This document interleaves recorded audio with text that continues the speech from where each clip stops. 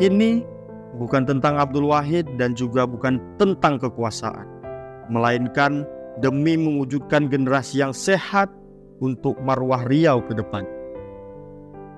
Riau ini punya marwah yang harus dipertahankan, punya marwah yang harus kita sama-sama angkat.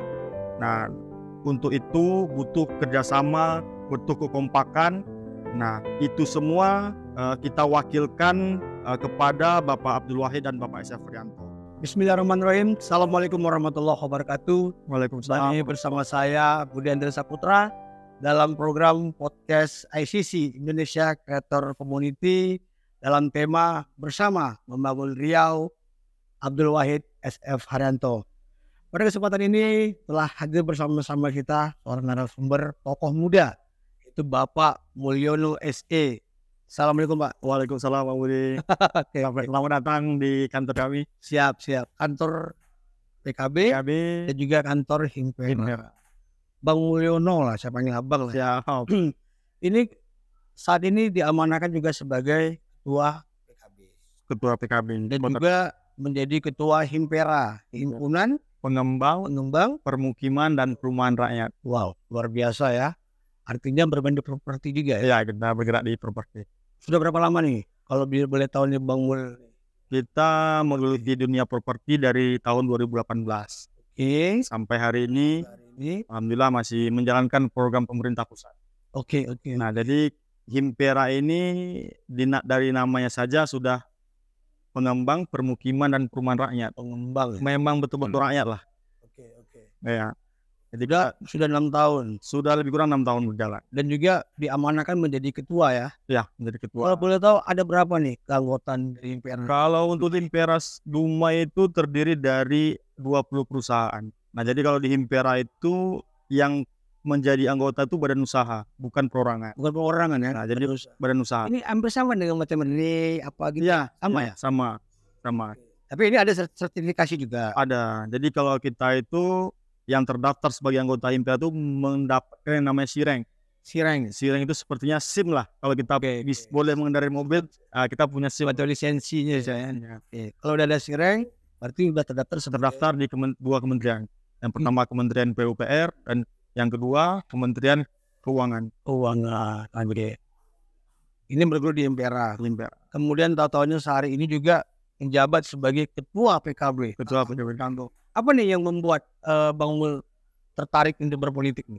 Jadi setelah kita menggeluti bisnis, baru tahu kita bahwasanya yang harus kita pahami dan kita sadari, ini negara demokrasi. Ya. Nah, semua kebijakan itu digodok, diramu di dapurnya politik. Oke. Nah, jadi apapun ceritanya, dapurnya politik. Tetap politik. Ya. Jadi kalau kita nggak masuk ke dapur, kita menerima hasil masakan. Masakannya hasilnya kita makan. Mau tak mau kan? Tidak mau. Karena tak ada pilihan. Jadi disitulah yang menginisiasi kita untuk terjun di usia muda ke dunia politik. Oke. Jadi hari ini menjadi politikus muda ya? Ya seperti itulah. Kalau kita lihat bisa saja mungkin ketua partai termuda ya? Untuk Dumai. Informasinya seperti itu. Oke. Kemarin mencalon? Kita pada kontestasi yang lalu kita nggak mencalon. Fokus bagaimana Partai Kebangkitan Bangsa ini dapat pecah telur lah. Alhamdulillah. Karena beberapa periode kemarin belum ada kursi. Nah, jadi kita diamanahkan oleh DPP PKB untuk mendapatkan kursi keterwakilan di legislatif. Alhamdulillah dulu suara PKB itu cuma 3.000 Pak Bud. Ya. Nah, hari ini kita bisa surplus di angka 110%, yaitu di 8.000 suara kita. 8.000 alhamdulillah. Nah, kita juga mengantarkan satu DPR RI. DPR RI ya? DPR RI Kayet Bustami. Dapil Riau 1. Ya. Itu juga menjadi bagian tanggung jawab kemarin ya? Ya. Dari Bang Mul ya? Ya, jadi untuk DPR RI kita berhasil menghimpun lebih kurang 21.000 suara. DPR RI. Itu Sumbangsi Dumai itu ya? Sumbangsi Dumai 21.000 suara. Sebelumnya mungkin secara pribadi nih, mungkin saya coba menelusuri ke pribadi ya. Ya. Bang Mul asli? Saya asli Dumai, lahir di Dumai, orang tua asli Dumai.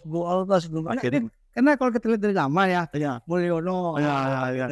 Saya kira dari Jawa bukan? Nah, kita izin Bang Budi, nah kita cerita sedikit lah biografi kita. Kita lahir dari keluarga yang sederhana. Orang tua kita itu selaku bergerak di swasta. Orang tua saya itu putra dari Bapak Egap. Bapak Egap. Iya. Nah, mempunyai saudara Datuk Sri, Datuk Lam, Datuk Zampur. Nah, itu paman saya.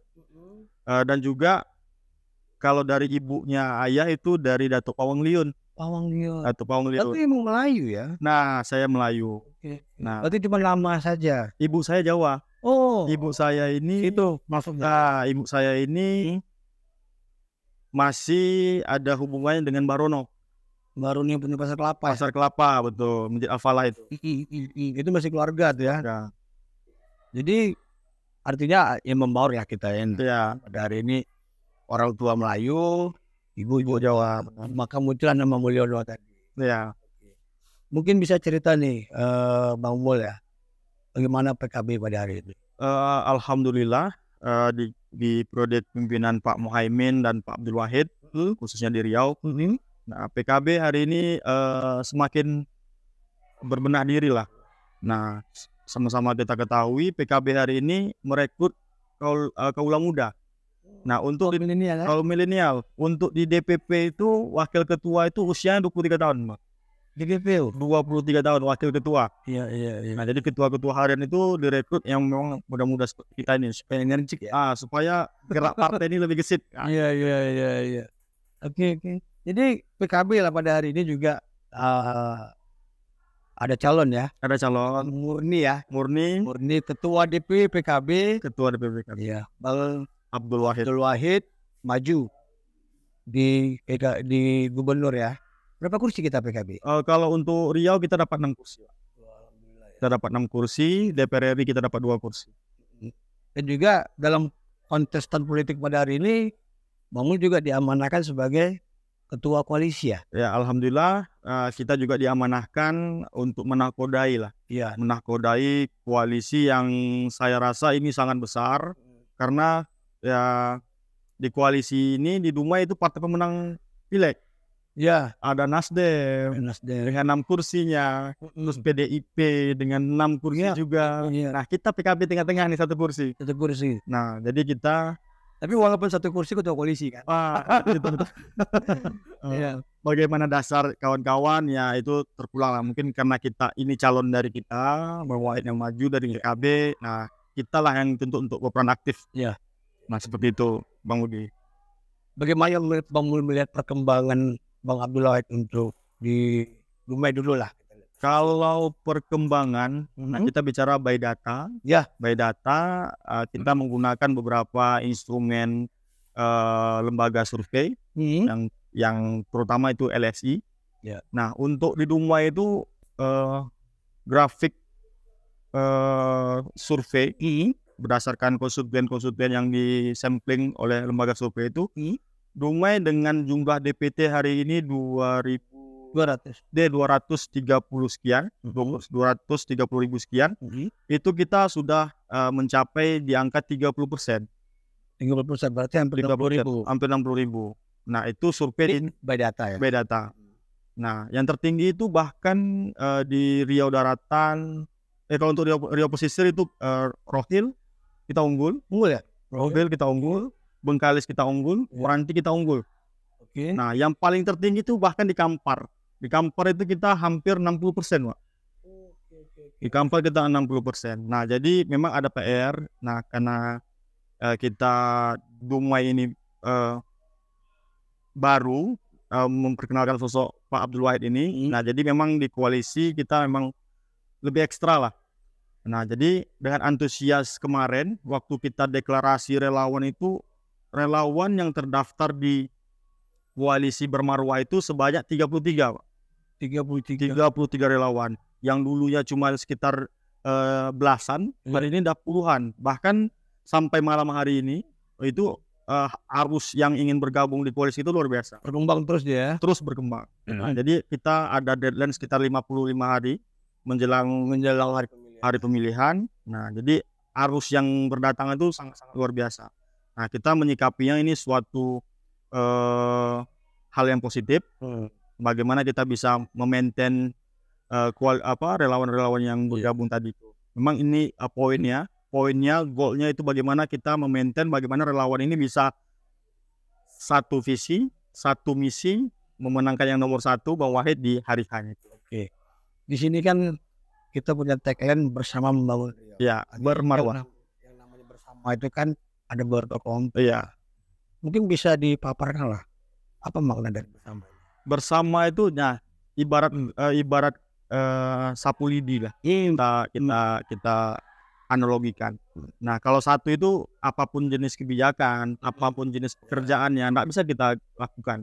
Nah, tapi dengan kita bersama, melibatkan seluruh stakeholder, instrumen masyarakat, lapisan-lapisan masyarakat, insya Allah apapun kebijakannya, apapun niatan dari pembangunan itu sendiri akan terwujud.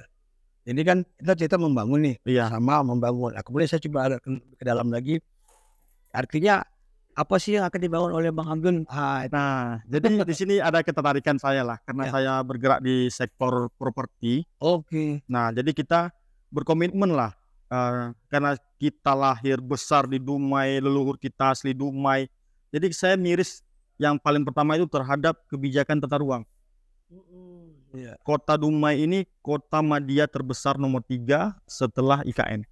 Nomor 3 ya? Setelah IKN. Dengan populasi kita dah hampir 320.000 jiwa. Bahkan lebih. Nah, dengan luasan wilayah yang sebesar itu, kota madya yang terbesar nomor 3 se-Indonesia, populasi kita dah 320.000 jiwa lebih, lahan yang bisa dikelola itu Pak, hanya 18% dari yang ada? Dari luas wilayah kita. Wow. Maksud yang bisa dikelola ini seperti apa nih? Nah, yang dikelola itu yang bisa diterbitkan izin, bisa menghasilkan restribusi, nah bisa diterbitkan legalitasnya, baik itu surat dari kelurahan maupun dari Badan Pertanahan Nasional. Secara surat menyurat ya, administrasi berarti. Artinya masih banyak lahan tidur atau gimana nih? Bukan lahan tidur, lahan itu termanfaatkan, cuman peruntukannya itu masih hutan. Nah, padahal sama-sama kita lihat lah kondisi Dumai hari ini, saya rasa hutan itu tidak ada lagi, Pak. Ya kan? Nah, tapi realnya di mata pusat itu kita masih hutan. Tapi ini sinkron ya? Sinkron dengan Himpera, PKB-nya. Benar. Iya. Nah, makanya saya tertarik memenangkan Pak Abdul Wahid ini, karena poinnya di situ, goalnya di situ. Bullshit kalau kita ingin membangun Riau, kalau hal yang mendasar tak kita benahi. Artinya kita masih terjebak dengan aturan tata ruang ya? Aturan tata ruang. Nah, jadi kita punya letak geografis yang sangat bagus hari ini. Kota Dumai itu menopang 5 kabupaten kota lainnya, karena kita yang punya pelabuhan yang masif. Nah, tapi kita tidak diimbangi dengan pembangunan yang masif. Nah, setelah kita selami, kita dalami, ternyata hal yang mendasar itu tidak pernah terselesaikan. Nah, makanya kita dari PKB mengambil ruang di situ, Pak. Kita mengambil ruang bagaimana kebijakan Dumai ini, kebijakan yang dibangun oleh pemerintah kota, yang diajukan di setiap tahunnya itu terkait tata ruang. Nah, kita yang mengawal sampai ke DPR RI. Maunya seperti itu. Tujuannya seperti itu. Kenapa kita berpolitik? Ya seperti itu. Karena mungkin beberapa dekade tahun belakangan mungkin sudah dilakukan. Nah, cuma yang mengawal tak ada. Mengawal tidak ada. Iya. Jadi kita mencobalah berbuat dengan yang kita bisa, dengan instrumen yang melekat pada diri kita. Nah, jadi setiap forum-forum diskusi saya selalu membahasakan bahwasanya kita harus sama-sama mengerjakan yang namanya pembenahan tata ruang. Nah, kita berkomunikasi dengan Kadis Tata Ruang, Pak Farid. Beliau senior saya, beliau sangat energik, luar biasa lah untuk mendesak pembenahan tata ruang. Jadi kan keilmuan dia tadi, ilmuwan beliau. Nah, di situ kita apresiasi. Nah, kita tidak bisa membiarkan beliau bekerja sendiri, pemerintah bekerja sendiri. Nah, inilah peran tokoh mitra-mitra ya, mitra-mitra dari tokoh masyarakat, politik, tokoh-tokoh politik. Karena kita pelaku semua. Pak. Jadi kita bicara keberhasilan daerah itu ketika penambahan PAD itu bertumbuh. Nah, pendapatan daerah itu bertumbuh. Nah, kita berharap dengan tata ruang ini dibenahi, pembangunan bisa masif, lapangan pekerjaan terbuka luas. Nah, kemudian nilai-nilai tawar lah. Jadi ya dari Bang Abdul Wahid apa lagi? Nah, jadi poin-poin inti yang Bang Wahid sampaikan ke kami selaku perpanjangan tangan beliau, perpanjangan lisan beliau, bahwasanya beliau itu ingin menciptakan New Batam. Nah, New-nya Batam. Dulu kita waktu bergabung Riau dan Kepri itu masih satu provinsi. Kita punya Batam sebagai dapurnya Industri kita. dapurnya provinsi.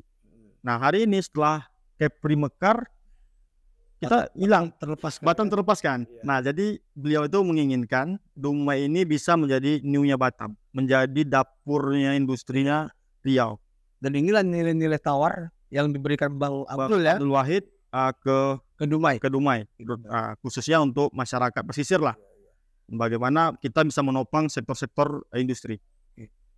Dan juga kita ingin tahu juga nih, Bang Mul, Ya. dari nilai tawar yang disampaikan oleh Pak Abdul, ini terhadap penerimaan Dumai gimana nih, masyarakat Dumai? Terkait apa dulu nih Bang? Terkait penyerapan tenaga kerja atau Jadi PAD? PKB ini kan termasuk partai besar nih. Iya. Ya, mungkin Dumai satu kursi ya. Iya. Tapi mungkin dia punya menteri, punya apa. Bagaimana Bang Abdul Wahid tadi mensinkronkan, Ya. mensinkronkan aset yang ada di PKB untuk Riau. Oh ya, jadi seperti yang kami sampaikan di awal, kami akan menggunakan seluruh instrumen yang melekat pada tubuh PKB maupun tubuh pengurus-pengurus ya. Iya. Nah, jadi hari ini kita punya BLK. Kita punya BLK Bang, BLK Balai Latihan Kerja yang di Dumai ya. yang di Dumai. Oke, yang di Nah, Bukit Timah yang di Bukit Timah persisnya. Nah, terus kita sama-sama ketahui bahwasanya Dumai ini kota industri. Setiap tahunnya butuh SDM, baik dari tenaga ahli maupun Ya. non teknis. Nah, jadi Bang Wahid itu poin-poin pembangunan dipercepat ya, dengan pertama itu mempermudah investasi masuk, Pak. Nah, jadi percepatan perizinan dulu. Ketika perizinan dipermudah, nah kita punya bargaining situ. Investor akan masuk ke daerah, cuman dengan catatan. Dengan catatan apa? Yang pertama itu perusahaan setelah dimudahkan perizinannya, nah perusahaan yang berinvestasi di Riau itu wajib meng-hire 60% putra-putri asli Riau. Nah, dengan apa? Nah, 60% ya. 60%. Nah, karena bukan kita anak Riau ini tidak punya kemampuan, karena mungkin yang saya rasakan kita tidak pernah dikasih ruang kesempatan. Cuma begini, mungkin saya sedikit menyinggol lah ya, terhadap program ini. Kalau kita berbicara anak tempatan, sekian persen, 60%, 20%, tapi kenyataan di lapangan kan minim ya. Nah, ini kira-kira gimana nih cara mengaplikasikan atau mengimplementasikannya nih? Nah, caranya itu kita sempat berdiskusi juga. Jadi beliau dengan ide brilian beliau menggunakan aset-aset yang udah ada, menggunakan perangkat yang sudah ada itu di BLK. Nah, jadi ada namanya itu untuk program sertifikasi. Ya. Sertifikasi. Kenapa SDM kita tidak kurang terserap ke dunia industri? Karena kurikulum yang diajarkan oleh sekolah kita, nah itu belum setara lah dengan yang dibutuhkan di dunia industri. Nah, untuk mengupgrade itu kita butuh ada nama program sertifikasi. Nah, itu langsung kita mintakan waktu itu sama Bu Ida Fauzia, selaku Menteri Ketenagakerjaan, orang PKB. Nah, Bu Menteri mohon izin. Nah, kami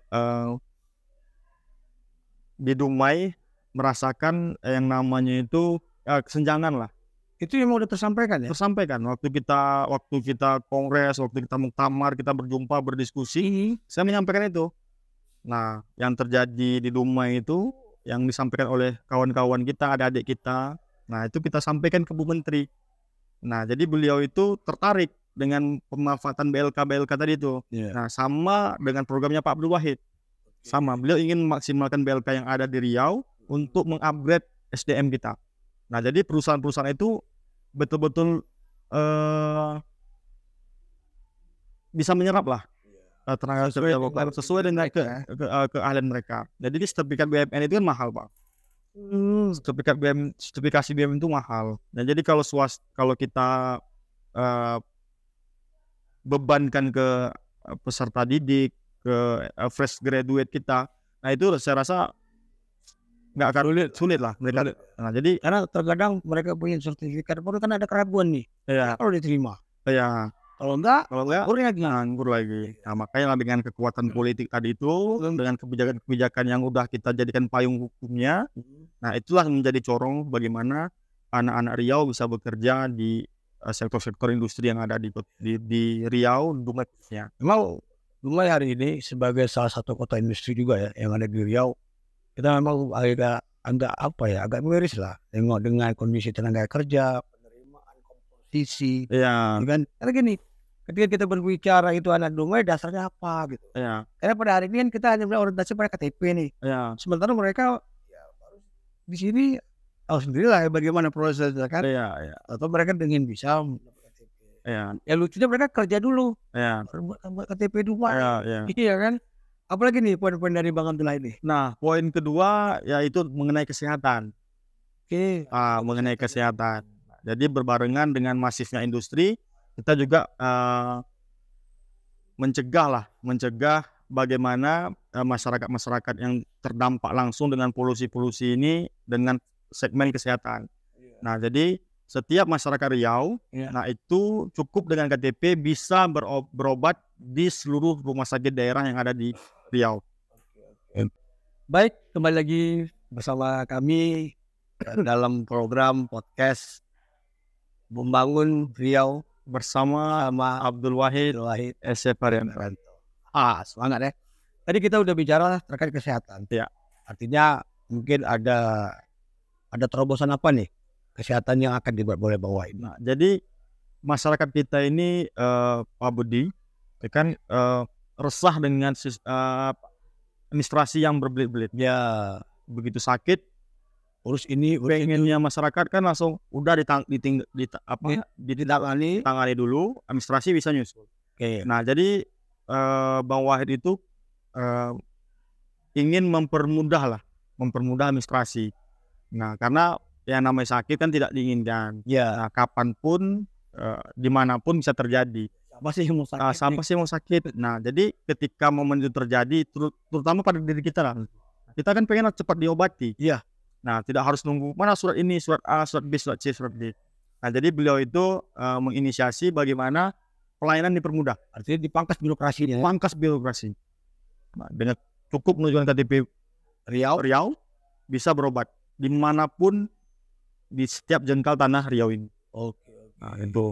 Mungkin orang Dumai berobatnya di Pekanbaru atau di Kampar gitu. Nah, jadi ketika ada sifatnya emergensi, sifatnya sakit, dimanapun mereka berada di tanah Riau ini, mereka bisa berobat. Tinggal datangi rumah sakit daerah, tunjukkan KTP Riau, langsung dilayani. Seperti itu. Tapi kita di Dumai nih, ya, ada salah satu yang juga menjadi persoalan banjir rob. Itu gimana tuh? Nah, ini menarik Pak Budi. Nah, jadi poin beliau, keinginan beliau, terutama di Dumai, pembangunan Riau khususnya Dumai itu yang paling penting mengenai banjir rob. Nah, itu menjadi atensi khusus beliau, karena beliau itu sudah menginisiasi di program kerja beliau itu, baik jangka pendek, menengah, dan jangka panjang. Beliau itu ingin menormalisasi sungai yang ada di Kota Dumai. Oke. Nah, karena diapakan nih sungai? Nah, jadi bicara banjir itu kan sebetulnya bicara waktu air pasang, nyorong, terus air balik lagi ke laut. Nah, jadi kalau kita untuk membuat waduk atau membuat apa, nah itu membutuhkan anggaran yang sangat besar. Nah, jadi beliau itu ingin menggunakan sungai yang ada. Nah, bagaimana sungai itu bisa termanfaatkan, bisa menampung voltase air yang masuk ke daratan Dumai. Nah, jadi berbarengan dengan program Pak Wali Kota, nah mengenai normalisasi sungai. Nah, jadi sungai itu kita manfaatkan sebagai bendungan alami. Nah, untuk menampung air yang 3 jam menyorong dan 3 jam surut. Jadi hari ini perlu kita apresiasi juga program pemerintah daerah terkait pintu air. Nah, tinggal bagaimana andilnya provinsi lah untuk mempercepat program normalisasi sungai tadi. Nah, jadi nantinya sungai Dumai ini akan dibuat seperti bendungan. di pinggiran Sungai Dumai itu akan Didam. didam. Nah, jadi air yang masuk dari laut itu, dari kuala Sungai Dumai itu akan terpusat di aliran sungai saja, tidak akan melebar ke pemukiman dan drainase yang berhubungan dengan sungai itu sendiri. Nah, jadi itu inginnya beliau ketika beliau nanti duduk, bagaimana Dumai ini terbebas dari banjir. Ya, karena mereka punya program Dumai jadi Batam ya. Nah, Seperti Batam ya. Dumai jadi new-nya Batam. Harus memang bebas banjir. Harus bebas banjir karena ya investasi melihat letak geografis juga. Tidak mau mereka aset-aset yang dibangun di Dumai itu terimbas dengan banjir-banjir rob seperti itu. Jadi cukup banyak kan nilai tawar dia ke Dumai. Iya. Jadi kembali kepada Bang Mule selaku ketua PKB, iya, selaku ketua koalisi juga, iya. Ini kan besar bebannya nih. Iya. Ini bagaimana nih melihat peluang-peluang beliau? Nah, jadi saya terutama, saya berangkat dengan dasar kerangka berpikir itu 3 pilar. Nah, saya berharap kepada masyarakat Riau, Dumai pada khususnya, kita SDM yang sangat luar biasa. Nah, kita berprinsip dengan sederhana itu tiga kerangka berpikir. Siapa? Siapa? Bagaimana? Untuk apa? Nah, di siapa? Nah, Bang Wahid ini saya paham betul beliau itu meniti karir dari bawah sekali, Pak Budi. Nah, kami lahir dari ideologi yang sama. Kami lahir dari ideologi HMI. Kami lahir dari ideologi Nahdlatul Ulama. Bang Wahid itu hidup berproses itu dari sekretariat. Dari sekretariat HMI, dari sekretariat PKB.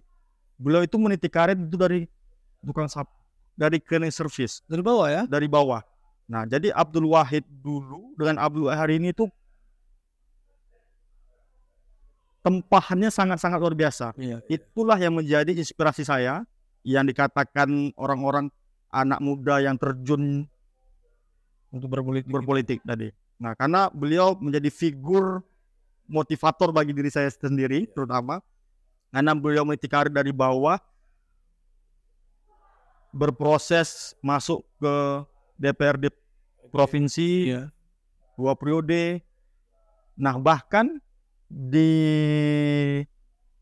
kontestasi yang lalu, Bang Abdul Wahid itu beliau menjadi DPR RI dengan suara terbanyak se-Riau 2. Nah, jadi kalau untuk historisnya beliau itu saya paham betul bagaimana beliau meniti karir. Nah, karena kami lahir dari ideologi yang sama, itulah menjadi modal awal kami anak-anak muda itu tertarik. Kenapa harus Bang Wahid? Nah, itu apa? Siapa ya dia? Itu siapa ya? Siapa? Selanjutnya bagaimana? Nah, jadi bagaimana ini?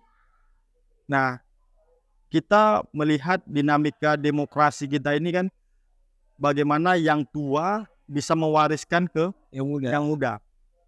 Nah, bagaimana mekanisme ini berjalan? Bagaimana yang tua mengikhlaskan estafet kepemimpinan itu kepada yang muda? Muda yang bagaimana gitu?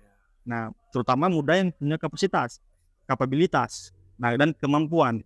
Nah, sama-sama kita ketahui, Dumai ini dulu tidak pernah merasakan yang namanya dana bagi hasil, DBH, apa semua macam tidak pernah. Kita dipaksa survive, kita dipaksa tumbuh dengan iklim yang sangat keras. Nah, itu. Nah, jadi dengan tangan dinginnya beliau selaku legislatif dari Riau, terutama di Riau 2, beliau bukan hanya berpikir bagaimana Riau 2 maju. Bukan, Pak Budi.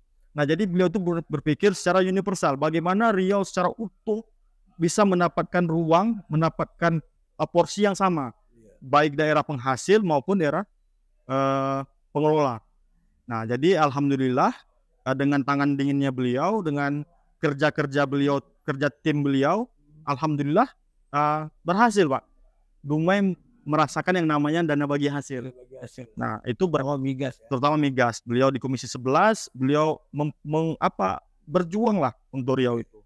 Nah, jadi bagaimana kita masyarakat Dumai, melihat prestasi, melihat kerja anak muda ini. Iya. Nah, jadi tinggal bagaimana keikhlasan aja nih, betul ya. Keikhlasan yang udah duluan. Nah, memberikanlah ruang, memberikan kesempatan. Ini bahasa keikhlasan dalam. Nah, memberikan keikhlasan saja, Pak. Nah, karena kita kan itu. Nah, karena kita udah masuk di tahap 5.0. Nah, yang mana dunia luar, negara-negara luar tuh udah upgrade semua. Nah, kita masih berkutik dengan lag or no lag. Nah, jadi masih suka tak suka, Pak. Nah, itu kita kesampingkan dulu lah pola-pola berpikir seperti itu. Nah, jadi kita tahap bagaimana apanya ini menjadi sesuatu. Nah, Jadi tinggal terakhir untuk apa? untuk apa? Nah, kalau untuk apa ini, Pak, ini saya harus pertegas di sini. Nah, kalau untuk sebatas jabatan, kalau beliau ingin maju ini untuk jabatan, saya rasa beliau udah mapan saya bilang. Matang lah ya. Matang. Beliau berproses dari sekretariat, beliau masuk ke dunia politik, meniti karir dari DPRD provinsi sampai ke DPR RI 2 periode, bahkan masuk ke 2 periode kan beliau mundurkan diri. Nah, terus secara kekuatan politik beliau punya Mas Sugian, Pak Ade. Nah, itu dimajukan sebagai eksekutif di dapil beliau, Pak Sugianto di SIA.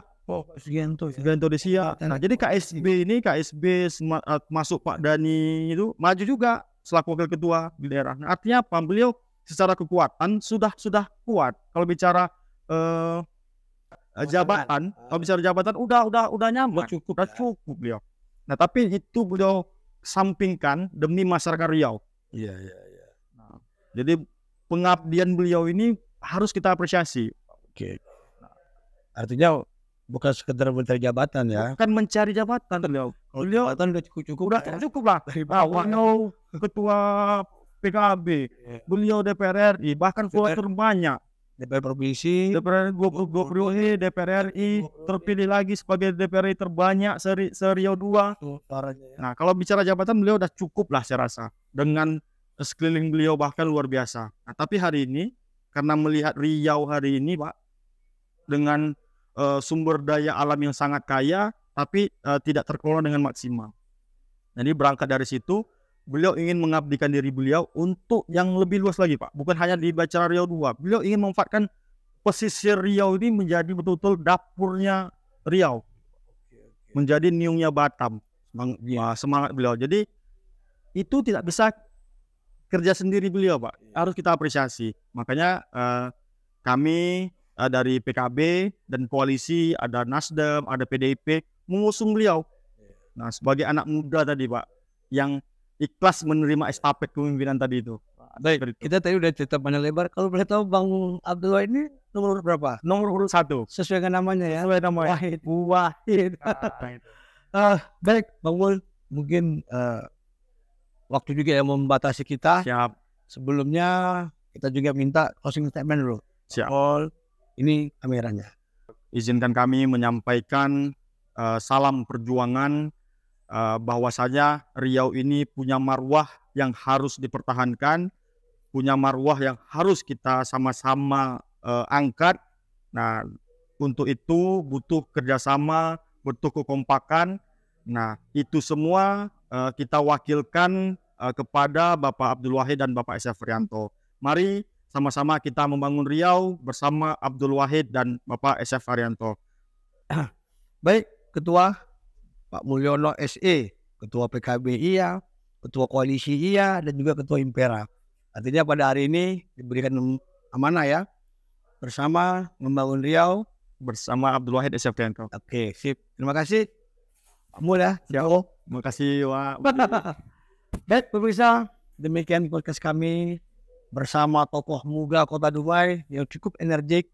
Dan mudah-mudahan Allah memberikan kesehatan kepada beliau. Amin. Kami akhiri. Assalamualaikum warahmatullahi wabarakatuh.